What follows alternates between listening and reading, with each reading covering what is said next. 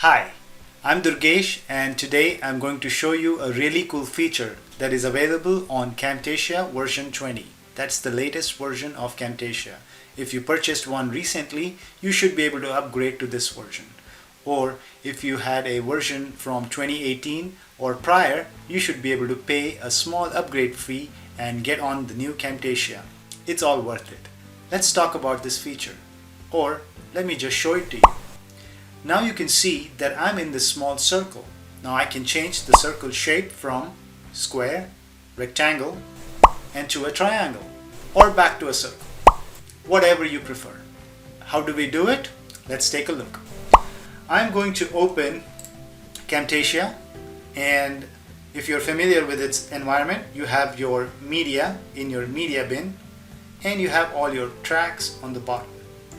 Now I'm going to drag and drop the video that I want to convert it into a shape, and I'm going to now go to Annotations to pick a shape.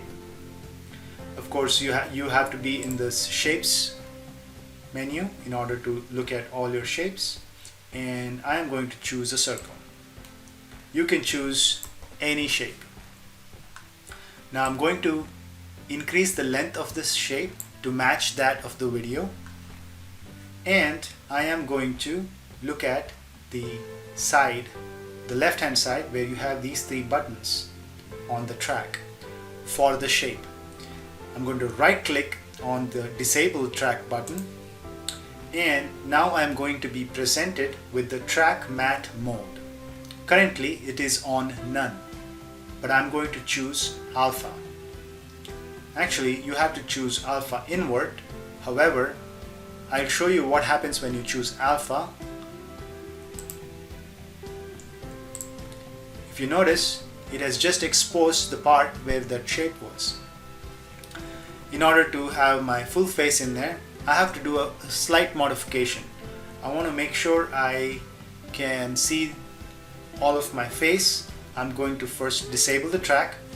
I am going to increase the size, reduce the size of this, and then I'm going to disable the opacity of the shape,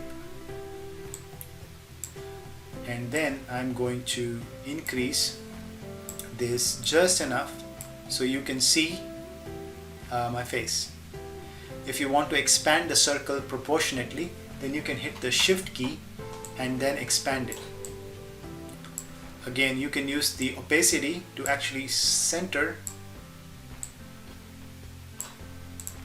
and once you're done, put the opacity back to 100% and expand the length of the shape to match that of your video.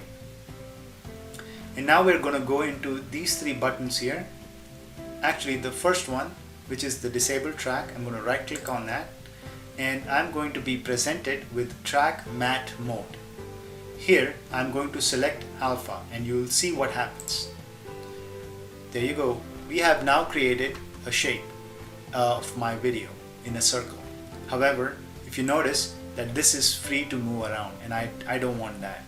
When you're editing video, you want it to be in a group so that you can move it all around together. So I'm going to now right click, select both my video or media, and then right click and say group. As soon as I do that, I notice that it went black. And here's why you need to do the invert of alpha. So if I right click on the same track, even though the track is not seen, if you expand the group, you'll notice that it's still on track 3, the shape. Right click on it, and then I'm going to select alpha invert. When I do that, my picture comes back on, my video comes back on. And now I can put it anywhere I want. Of course, make sure you're still in the group and you can move it together. Now for the part where I put the video in the background. So I'm going to go to my media library and then put something that I recorded this morning where I'm explaining something on the screen, and if I now play my video, you should be able to see my video is now running, as well as on the background you can see the other video is running. So I hope you find this useful for whatever projects you're doing. I hope you enjoyed the video. If you did, please hit the like button and please subscribe to my channel. Thank you for watching.